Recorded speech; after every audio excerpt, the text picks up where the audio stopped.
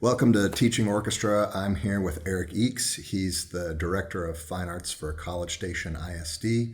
And today we're going to be having a conversation with him on how to interact with your administration. The first segment's going to be on interviewing.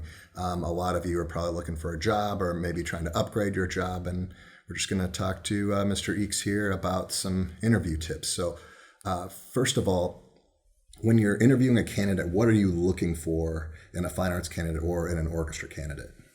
Well, I'll probably speak to just the fine arts overall, but one of the first things that we're looking for in a candidate, really specifically at the interview, is what their personality is, what their heart is, what their background is, what they value the most in terms of teaching, and how it impacts kids. That's probably the number one thing that we're looking for right away in an interview.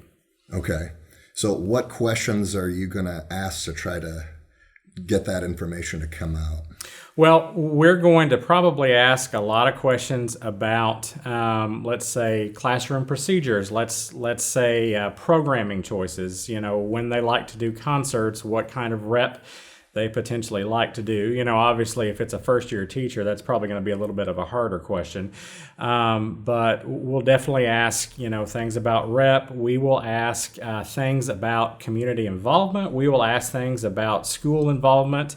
We will ask things about what role their specific discipline plays in the overall school, what role their discipline plays in with the overall school district. We'll probably talk about team building kinds of things, how to create a really positive group dynamics, how to build a great sense of community and a great sense of ownership and empowerment.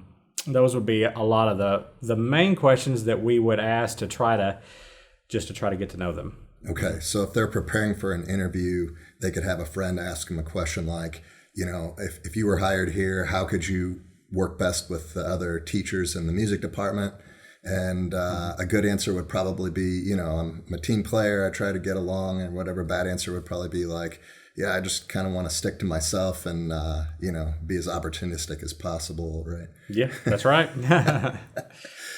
So I guess, are there any sort of like red flags that you see? Have you ever been in an interview, and we don't, of course, need any specific names or anything, but have you ever been in an interview where something came up and you were just like, oh, this could be a problem? Well, just be very mindful of when you're speaking about, maybe a previous teaching experience or maybe just an event or an activity that happened in the past. Try to always stay away from any sort of a negative comment or anything that is going to shed a negative light on maybe something that you've done in the past or maybe a previous job that maybe you've held. Just stay away from anything negative. That's probably the most important thing that I can say, So like obviously, to kind of go back to the question that you just asked, do you feel like you're a good team player? If that person answers, no, I just want to stick to myself and only focus on orchestra or whatever fine arts activity that I'm in charge of, that's a red flag. Yeah. We are always looking for people that will contribute to the whole, that understand that their fine arts discipline is a piece of a big puzzle. And that there's value in everything, that there's value in all fine arts disciplines, and everything is important, everything matters. Okay, so let's say, just as a hypothetical, that we've got a newer teacher. They've been teaching for about 3 years, and they're just looking to get out. And maybe they don't have a lot of nice things to say about some of their coworkers, and maybe for a good reason. Maybe they've got an administrator there that's just really they're not doing well with, or something like that, and they're just looking to get out. Like, how would you frame that in an interview to not just like, oh, let me tell you about so and so, and just kind of just talk smack for 30 minutes straight? All of those examples are completely real, and yes, the person may have not have been in a really good situation in the past for all sorts of reasons. That's all real. That's all valid. But the thing that I would really try to try to project out to the person that I was interviewing with is just how much they enjoyed their time there. Talk about the benefits and the positive things, maybe things that they have learned, from their past work experience, what they plan to do in the future, maybe how they're planning on building on that knowledge from their past experience. It's a real fine line, but again, I think you always need to stick to the most positive thing, because I think even if you were in a little bit more of a negative job position or anything like that, there's always positives there. There's always positives. There's always things that you can learn and that you can grow from. Stick to that, because I don't think you can really go wrong with any of that. Okay, awesome. Let's talk a little bit about resumes. When you're looking at resumes, you're basically picking who you even want to bring in, because there's a lot of people that just don't even get that phone call saying, hey, could you come in for an interview? So what should a resume look like? Do you prefer the one page? Do you like the whole CV, 50-page thing? Or as somebody who goes through these resumes and trying to figure out who do we even bring in to interview, what are you looking for in a resume? Yeah, I mean, there's lots of different resume styles. There's lots of different resume formats. You can probably ask, 5 people this question and you'll get 5 different answers. But, you're exactly right. We always have a lot of people that will apply for jobs. And so, you need to do whatever you can to try to stand out. Me personally, I like a resume that is probably about as simple and as easy to read as you can possibly make it. I know a more modern trend now is to have some sort of a small little picture or something maybe up in the top left-hand corner. Add that in, because that puts an image to the name, because 8 times out of 10 we probably don't know the candidate, we don't have a previous history. So I think adding a picture really helps. Start with probably the most important things at the top. That would be perhaps colleges that you attended, degrees that you hold, and then list your previous work experience. But just whatever format you choose, try to make it just as readable and as user friendly as you can possibly make it. Now you mentioned a CV and all of that. Depending on the age of the candidate and the experience, those CVs can be 15 to 20 to 30 pages. They can be huge. I would definitely not have that tied into your resume, because the resume just needs to be quick and simple. It doesn't necessarily have to be one page, because sometimes you're going to have enough data and enough previous experiences to where it may trickle onto 2 pages, and that's all important. That's all information that we need to know. But I think that your CV needs to be a separate document. It needs to be a separate file. I think that is important as well. And can be uploaded, with an application, but 2 separate files, because most of the time we're going to look at the resume first.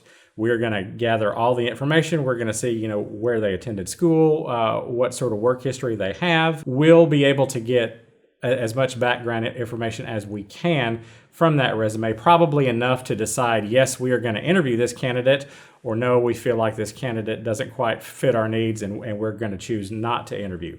After we have figured out which candidates we're going to interview, having that extended supplemental CV just only helps us out, because we would be able to get a really, really good in-depth knowledge of exactly what they've done. Whether it's contest ratings or whether it's, every little nitty-gritty festival, or were they a Texas All-State kid, in the past, that's just a much deeper level of information, which is good for us. But yes, it can be a little overwhelming. So I think 2 separate files is good. Here's a list of all the Elliot Del Borgo pieces I've ever collected. Right, yeah. in 3 pages. Yeah, and that's all important information, and if I were going to be hiring a choir, an orchestra, a band director, I'm going to want to know, what kind of literature they've had experience with, whether it's something that they played, something that they've taught, something that they've conducted, both. We're going to want to know that, but probably not necessarily just in your resume, just because of the overall length of it.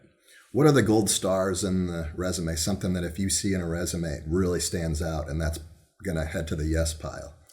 Oh gosh, I think just anything that is involving kids, where your kids are successful and they're having a great time in the activity, they're loving the activity, they are continuing on in the activity. So I guess more specifically, what that might mean is, you're listing contest ratings. If you do any sort of a festival, if you're, best in class or something like that, those are all great things to list. List how many students maybe have made All-State. List how many students have maybe made district or region, however it may be set up. Just list things that are very, very student-centered and very much about student growth and how that relates to the program. Other great things to list, maybe perhaps what kind of professional development you as an individual have done, whether you're doing conducting symposium or anything like that. Also list those kinds of things there too. If you've ever been honored by let's say the Education Foundation or the Chamber of Commerce or just any sort of a civic organization, if you've ever been honored by them, absolutely put those kinds of things down, because that shows engagement with the community, and that's very, very important. We want our fine arts teachers to be of course engaged and active at the campus where they are and in their school district, totally. But I think a really good bonus is what kind of engagement, what kind of interactivity do they have in the community, because we are a school district that serves a community, and the more active we can have our educators be in that community, the better. The more active our educators are, the more active our students are, the more active our programs are, the more visibility that our programs get. That's just a total win-win. So what if you're a middle school director and you're applying for a high school job? Or what if you're a first-year teacher and you've done things around your community, you've done some student teaching and you might have done like a string project or something like that, lessons. Mm-hmm. And you haven't conducted, like high school level literature or maybe a whole lot of middle school level literature. How can you still, are you still in the hunt? Are you completely unhireable? How does that work? Yeah, no, I think that you're still for sure in the hunt. Probably what I would suggest that people try to focus on is just focus on the great things that they have done in their past. Focus on the vision that they have for themselves as an educator. Focus on the vision that they have for the program that they are specifically applying to. Talk about any sort of continuing, education or continuing professional development that will help them get to that next level.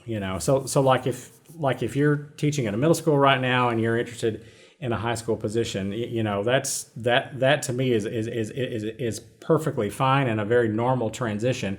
Talk about the experiences that you've had at the middle school level, when it comes to, let's say, program development, to retention, to the standards of music that you've taught and how successful your kids have been. Talk about that, because that's all really important, and that's all the meat and potatoes of teaching and instruction, and that's what's really, really important. If you've had success there, you will have success at the high school level, I really feel.